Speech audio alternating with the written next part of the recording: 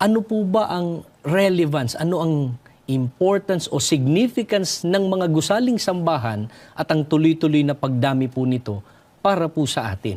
Aklat ng mga awit sa 27. Ang Panginoon ay aking ilaw at aking kaligtasan. Ako ay hindi matatakot kanino man. Ang Panginoon ang nag-iingat sa akin sa lahat ng panganib. Sa mga panahon ng ligalig ay ikukubli niya ako. Iingatan niya akong ligtas sa kanyang templo. Sa mga hiyaw ng kagalakan, aking ihahandog ang mga hain sa kanyang templo. Ako ay aawit, aking pupurihin ang Panginoon. Ito po ang eksaktong sagot doon sa tanong po ninyo, kapatid na Frank. Anong significance? Ano ang importance ng mga gusaling sambahan o templo ng ating Panginoong Diyos?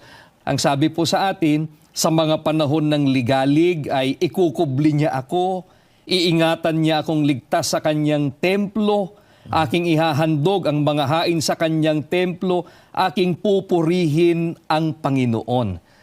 Ito po mga kaibigan ang pangunahing dahilan. Kaya patuloy na nagpapatayo ang Iglesia ni Cristo. Kahit po sa iba't ibang mga bansa, sa iba't ibang kontinente ng mundo ay nagpapatayo po ang Iglesia ni Cristo ng mga gusaling sambahan.